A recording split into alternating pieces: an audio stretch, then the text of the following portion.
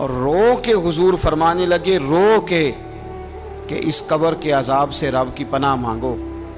اور اس کے لیے تیاری کر لو، یہ بڑا سخت دن ہے۔ حضرت سعد بن معاذ رضی اللہ تعالیٰ عنہ کا جب جنازہ تھا، فرماتے ہم جا رہے تھے تو 5-6 قبریں تھیں، تو حضور نے فرمایا کن کی قبریں؟ ہم نے عرض کی یا رسول اللہ صلی اللہ علیہ وسلم یہ کافروں کی قبریں۔ یہ نبی پاک علیہ السلام نے فرمایا جو مسلمان جمعے کے دن یا جمعے کی رات کو فوت ہو، حدیث کے راوی حضرت ابو ہریرہ رضی اللہ تعالی عنہ،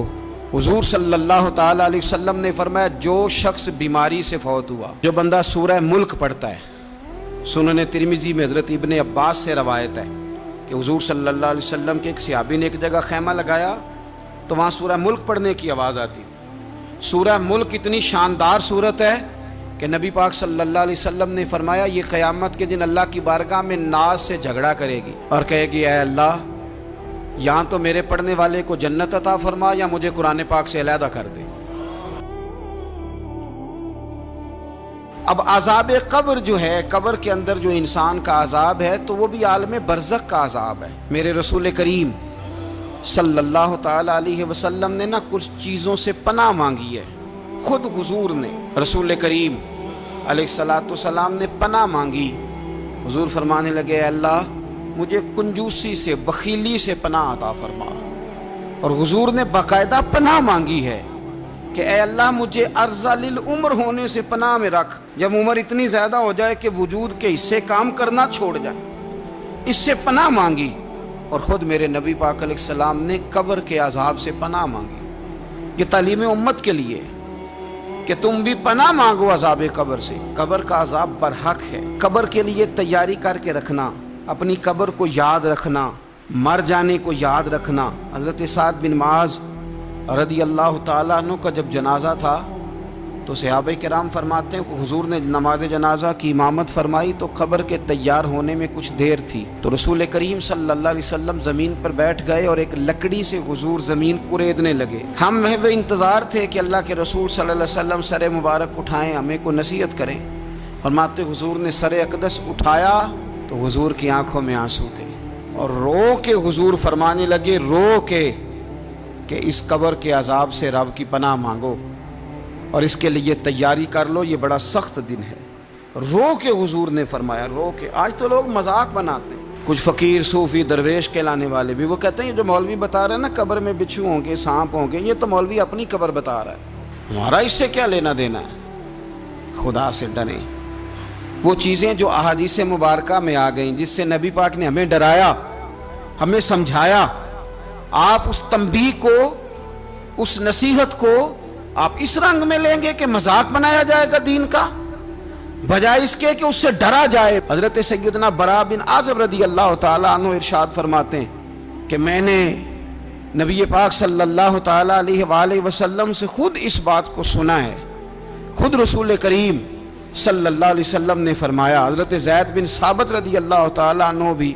اس بات کے راوی ہیں، فرماتے ہم جا رہے تھے تو 5-6 قبریں تھیں، تو حضور نے فرمایا کن کی قبریں؟ ہم نے عرض کی یا رسول اللہ صلی اللہ علیہ وسلم یہ کافروں کی قبریں۔ یہ صحیح مسلم میں حدیث موجود ہے، کفار کی قبریں۔ تو اللہ کے رسول صلی اللہ علیہ وسلم فرمانے لگے، ذرا حدیث کے لفظوں پہ غور کرنا، حضور فرمانے لگے اگر مجھے ڈر نہ ہوتا کہ تم اپنے مردوں کو دفن کرنا چھوڑ دو گے، اگر مجھے اس بات کا ڈر نہ ہوتا کہ تم اپنے لوگوں کو، مرنے والوں کو قبروں میں دفن کرنا چھوڑ دو گے، اگر یہ مجھے ڈر نہ ہوتا تو میں سناتا کہ قبر کے اندر کس طرح عذاب ہوتا ہے، تمہیں دنیا میں رہ کے میں سناتا، پر ڈر ہے کہ کہیں تم اپنے مرنے والوں کو قبروں میں دفن کرنا چھوڑ ہی نہ دو، اس لیے میں تمہیں یہ بات نہیں بتاتا۔ اور میرے رسول کریم صلی اللہ تعالی علیہ وآلہ وسلم نے پھر ارشاد فرمایا، اپنے غلاموں کی طرف نظر فرمائی، یہ بات کہہ کے کہ اگر مجھے ڈر نہ ہوتا کہ تم دفن کرنا چھوڑ دو گے تو تمہیں میں سنا دیتا کہ قبر میں کیا عذاب ہوتا ہے۔ پھر حضور نے صحابہ سے فرمایا چلو بھائی دوزخ کے عذاب سے اللہ کی پناہ مانگو، تو سب کہنے لگے ہم دوزخ کے عذاب سے اللہ کی، صحابہ نے کہا ہم دوزخ کے عذاب سے اللہ کی پناہ مانگتے ہیں۔ پھر نبی پاک صلی اللہ تعالی علیہ وسلم نے ارشاد فرمایا تم سب کہو کہ ہم قبر کے عذاب سے اللہ کی پناہ مانگتے ہیں۔ تو صحابہ نے کہا ہم قبر کے عذاب سے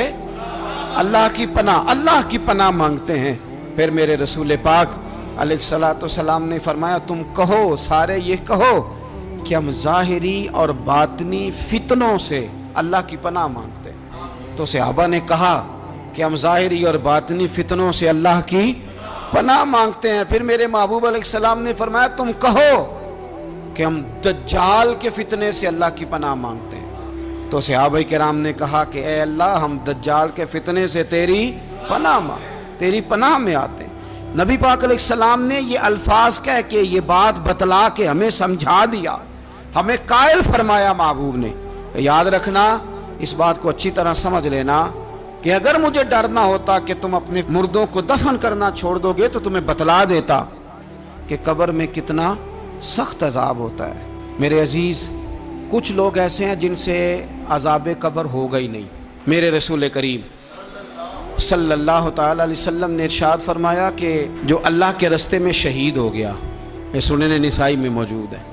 اسے عذاب قبر نہیں ہوگا، بلکہ ایک حدیث میں تو فرمایا حساب کتاب ہی نہیں ہوگا، اللہ بغیر سوال جواب کے جنت عطا فرما دے۔ کچھ لوگوں کو لوگوں کی بخشش پہ بھی مسئلہ ہی بنتا ہے کہ کوئی بخشا نہ جائے۔ اور ایک صاحب کہہ رہے تھے جی یہ کیا معاملہ ہے کہ جمعے کو بندہ مر گیا یا فلانا ہو گیا تو اس سے حساب کتاب نہیں ہوگا، اتنے بڑے جرم لوگوں نے کی، اتنے پاپ، اور جمعے کو مر گیا تو بخشا جائے گا۔ تو میں نے کہا جرموں کا بھی اسے حساب اللہ لے لے گا، لیکن میاں حساب کتاب کی ڈیوٹی نہ اللہ کی ہے تو بہتر یہ ہے کہ اسی کے ہاتھ میں رہے، تو نہ اپنے ہاتھ میں لینے کی کوشش کر۔ سنن ترمذی کی حدیث۔ ہمیں پتہ نہیں کیا مصیبت ہے، ہمیں پتہ نہیں کیا مسئلہ ہے۔ ایک جنازے سے میں نکلا، آپ یقین کریں کبھی کبھی کلیجہ پھٹ جاتا ہے۔ میں ایک جنازے سے نکلا تو میرے ساتھ ایک بندہ جنازہ پڑھ کے نکلا تو کہنے لگا جی پیر صاحب دیکھیں آج کتنی دنیا آئی ہے، حالانکہ یہ بندہ اس طرح کا تھا، اس طرح کا تھا، اس طرح کا تھا۔ میں نے اسے کہا یار تجھے تو فکر ہی لگ گئی ہے کہیں جنت میں چلا ہی نہ جائے، تو اس طرح کرنا جنت کے دروازے کے سامنے کھڑے ہو جانا ڈنڈا لے کے کہ میں نے نہیں جانے دینا۔ شرم آنی چاہیے ہمیں۔ اللہ فرماتے ہیں جنت اتنی چوڑی ہے جتنے زمین و آسمان، اس کی چوڑائی زمین اور آسمان کے برابر ہے، تو ہم تو اپنے علاوہ کسی کو جانے نہیں دینا چاہتے جنت میں۔ اور بس کریں، جنت خدا کا فضل ہے، اور اللہ فرماتے ہیں میرا فضل میں جسے چاہتا ہوں عطا کرتا ہوں۔ یہ سنن ترمذی کی حدیث، اور اس کے راوی حضرت عبداللہ ابن عمر رضی اللہ تعالیٰ عنہ، نبی پاک علیہ السلام نے فرمایا جو مسلمان جمعے کے دن یا جمعے کی رات کو فوت ہو اس کو اللہ تعالیٰ قبر کی آزمائش سے محفوظ رکھتا ہے۔ جو جمعے کی رات فوت ہو جائے یا جمعے والے، یعنی جمعے رات اور جمعے کی درمیانی رات چلا جائے یا جمعے والے، تو اللہ اسے عذاب قبر سے، تو میرے عزیز جو بندہ شہید ہو اس سے عذاب قبر نہیں ہوتا، جو آدمی جمعے کے دن یا جمعے کی رات چلا جائے اسے بھی عذاب قبر نہیں ہوتا۔ اور میرے رسول کریم صلی اللہ تعالیٰ علیہ وسلم نے فرمایا جو بندہ ایک دن اور ایک رات، یہ حدیث صحیح مسلم میں، سنن ترمذی میں، مصنف عبدالرزاق میں موجود ہے، ایک دن اور ایک رات اللہ کی رضا کے لیے اسلامی سرحد پہ پہرا دے۔ میں اور آپ سوئے ہوئے ہیں، لیکن وہ لوگ جو فوجی بارڈروں پہ کھڑے ہیں، دیکھو مدینے والے محبوب کس کس پہ کرم فرماتے ہیں۔ ساری عمر نہیں، 24-25 سال کی سروس نہیں، فرمایا ایک دن اور ایک رات اللہ کی رضا کے لیے جو اسلامی سرحد پر پہرا دے، مسلمانوں کو کافروں سے بچائے، رب اسے عذاب قبر نہیں دے گا، اسے اللہ تعالیٰ اپنے فضل سے معاف فرما دے گا۔ ایک رات اور ایک، آپ کیا سمجھتے ہیں کہ ان فوجیوں کی کوئی چھوٹی شان ہے، ان کا کوئی چھوٹا مرتبہ ہے؟ ایک دن اور ایک رات اگر یہ پہرا دیں تو اللہ انہیں اتنا انعام عطا کرتا ہے۔ اسی طرح سن لو، یہ ذرا غور سے سننا، ابن ماجہ کی حدیث، اور اس کے علاوہ مسند ابو یعلا میں موجود حدیث کے راوی حضرت ابو ہریرہ رضی اللہ تعالی عنہ، حضور صلی اللہ تعالی علیہ وسلم نے فرمایا جو شخص بیماری سے فوت ہوا، قربان جاؤں میرے محبوب نے بیماری کا نام ہی نہیں لیا، فرمایا کوئی بھی بیماری ہو، فرمایا جو آدمی بیماری سے فوت ہوا اللہ اسے شہادت کی موت عطا فرمائے گا، اور وہ عذاب قبر سے اور قبر کے امتحان سے بھی محفوظ رہے گا، اور حضور فرماتے ہیں اس کو صبح اور شام جنت کے باغوں میں سے رزق دیا جائے گا۔ جو کسی بھی بیماری سے مرا، یہ لوگ بیماری سے مر رہے ہیں تو لوگوں نے اچھوت سمجھ رہے ہیں، اچھوت، یہ اچھوت نہیں ہے، اس لیے کہ لوارث نہیں، یہ خدا رسول کے ماننے والے ہیں، تم انہیں اچھوت کہہ رہے ہو اور مدینے والے رسول انہیں شہید فرما رہے ہیں۔ حضور نے فرمایا جو بیماری سے مرے شہید ہے، وہ قبر کے عذاب سے محفوظ رہے گا اور جنت کے باغوں میں سے اللہ رزق دے گا۔ لوگ کہتے ہیں دیکھو جی بڑا تانگ ہو کے دنیا سے گیا ہے، تو اس بندے کو بھی عذاب قبر نہیں ہوتا۔ اسی طرح جو بندہ سورہ ملک پڑھتا ہے، سنن ترمذی میں حضرت ابن عباس سے روایت ہے کہ حضور صلی اللہ علیہ وسلم کے ایک صحابی نے ایک جگہ خیمہ لگایا تو وہاں سورہ ملک پڑھنے کی آواز آتی، کوئی بندہ پڑھنے والا نظر نہیں آتا تھا۔ جب حضور کی بارگاہ میں عرض کیا تو فرمایا وہاں قبر تھی اور قبر کے اندر بیٹھ کے میرا صحابی سورہ ملک کی تلاوت کر رہا۔ اگر ہمیں خسرہ نمبر یاد ہو جاتا ہے نا اپنی جگہ کا، اور ہمیں پتہ ہوتا ہے کہ میرے والا حصہ کتنے کروڑ کا ہے، اگر ساری کہانیاں ہمیں یاد ہوتی ہیں تو سورہ ملک بھی ہمیں یاد ہو سکتی ہے۔ موبائل پہ اس کو ریکارڈ کر لیں، پھر اس کو سنیں کبھی بھی سورہ ملک میں۔ اور ہمارے سلسلہ عالیہ میں تو سورہ ملک وظیفہ ہے۔ ہمارے الوظیفۃ الکریمہ میں اعلیٰ حضرت نے لکھا ہے کہ رات کو سورہ ملک اور سورہ یاسین کے بغیر سونا نہیں۔ سورہ ملک اتنی شاندار صورت ہے کہ نبی پاک صلی اللہ علیہ وسلم نے فرمایا یہ قیامت کے دن اللہ کی بارگاہ میں ناز سے جھگڑا کرے گی اور کہے گی اے اللہ یا تو میرے پڑھنے والے کو جنت عطا فرما یا مجھے قرآن پاک سے علیحدہ کر دے۔ میرے رسول کریم علیہ السلام نے مومن کی قبر کا حال بھی بتایا۔ سنن ترمذی میں صحیح ابن حبان میں حضرت ابو ہریرہ رضی اللہ تعالیٰ عنہ بیان کرتے ہیں کہ حضور صلی اللہ علیہ وسلم نے فرمایا جب میت کو قبر میں رکھا جاتا ہے تو اس کے پاس سیاہ رنگ والے اور نیلی آنکھوں والے دو فرشتے آتے ہیں اور اس کو اٹھا کے بٹھاتے ہیں۔ باقی حدیثوں میں 3 ہی سوال ہیں، لیکن اس حدیث میں حضور نے فرمایا انہوں نے بس میرے بارے میں ہی پوچھنا ہے، اٹھا کے بس میرے بارے میں صرف یہ پوچھنا ہے بتا مدینے والے محبوب کے بارے میں دنیا میں کیا کہا کرتا تھا۔ تو اعلیٰ حضرت بریلوی تو کہتے ہیں میں نے تو کہہ دینا ہے سرور کہوں کہ مالک و مولا کہوں تجھے، باغ خلیل کا گل زیبا کہوں تجھے، تیرے تو وصف عید تناہی سے ہیں بری، حیران ہوں میرے شاہ میں کیا کیا کہوں تجھے، لیکن رضا نے ختم سخن اس پہ کر دیا، خالق کا بندہ خلق کا آقا کہوں تجھے۔ اور پیر میر علی شاہ صاحب کہتے ہیں میں نے وہاں یہ کہنا ہے کہ مکھ چند بدر شاہ شانی ہے تے متھ چمک دی لاٹ نورانی ہے، کالی زلف تے اکھ مستانی ہے، مخمور اکھی ہیں مد بھریاں، سبحان اللہ ماں اجمل کا ماں اکمل کا ماں احسن کا، تے کتھے میرے علی کتھے تیری ثنا، مشتاق اکھیں کتھے جاڑی۔ تو نبی پاک علیہ السلام فرماتے ہیں میرے بارے میں پوچھیں گے، میرے بارے میں۔ ویسے بھی ایک سوال لازمی ہوتا ہے نا، یہ والا سوال لازمی ہے، من ربو کا پوچھ کے نا تو جنت جہنم کا فیصلہ نہیں، ماں دینوں کا پوچھ کے جنت جہنم کا فیصلہ۔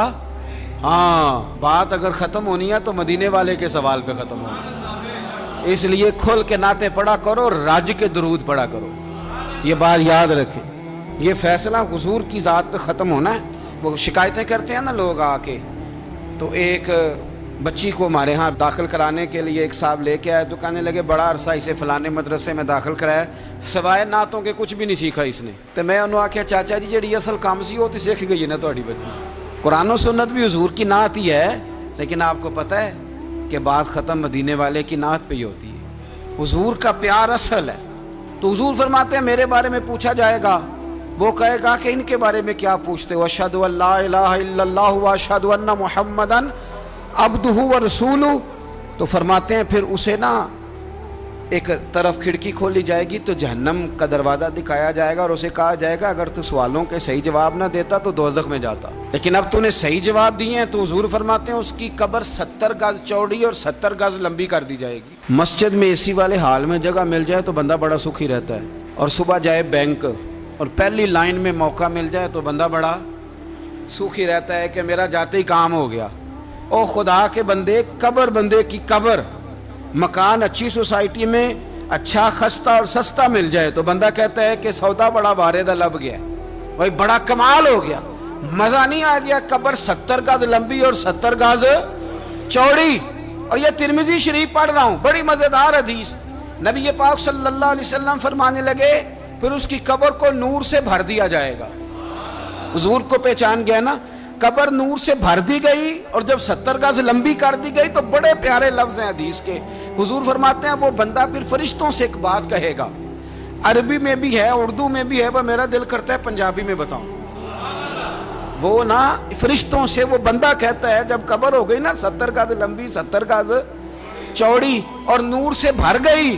قربان جائیں، حضور فرماتے ہیں وہ مردہ وہ جو قبر میں پہنچا ہے، جب اس کی قبر کو یہ شان ملتی ہے تو فرشتوں سے پتہ کیا کہتا ہے؟ کہتا ہے میں گھر نہ دسا وہاں جا کے، یہ ذرا گھر نہ بتاؤں دوڑ کے، یہ ذرا میں اپنے گھر بتاؤں بھاگ کے کہ اللہ نے بڑی خیر کر دی، اپنی اماں نو دسا وہاں، میں بچوں کو بتا کے آؤں کہ موج بن گئی ہے، میں بتاؤں اپنی بیوی کو، بتاؤں اپنے بہن بھائیوں کو، میں گھر نہ دسا وہاں۔ قربان جائیں، میرے رسول کریم فرماتے ہیں فرشتے اس سے کہتے ہیں نہیں تو کسی کو نہ بتا، نم کا نومت العروس، تو اس طرح سو جا جس طرح پہلی رات کی دلہن سویا کرتی، وہ بڑے چاؤں میں سوتی ہے، وہ بڑے پریم میں سوتی ہے، نئی زندگی کا آغاز ہوتا ہے تو سوتی ہے، اور فرشتے کہتے ہیں اب تجھے وہی آ کے جگائے گا جو تیرے اہل میں تجھے سب سے زیادہ محبوب ہوگا، جو تجھے سب سے زیادہ محبوب ہوگا۔ میرا تو ایمان ہے کہ ہمیں تو قبر سے آ کے جگائیں گے بھی مدینے والے رسول، کہیں گے آؤ غلاموں چلیں، آؤ غلاموں۔ اور وہ کشمیر کے رومی وقت نے میاں صاحب نے کہا تھا بعد مرن دے قبر میری تے میرے اپیرا جے کر پامے پھیرا۔ آپ حسن دیکھیں کلام کا اور انداز دیکھیں، بعد مرن دے قبر میری تے میرے اپیرا جے کر پامے پھیرا، تے قبر دے وچوں ہڈیاں اٹھ کے مجرا کر سن تیرا۔ ایک دفعہ آ تو صحیح، میں لوگوں کو وجد کر کے دکھاؤں گا کہ دیکھو نا وہ آج آئے ہیں، وہ آئے ہیں میرے مزار پہ، آج دیکھو ذرا رنگ تو دیکھو کس طرح نرالا اور انوکھا ہو گیا، وہ خود آئے ہیں۔ مومن کی قبر جنت کا باغ بنے گی، اسے نوازا جائے گا، اسے دیا جائے گا، اسے عطا کیا جائے گا۔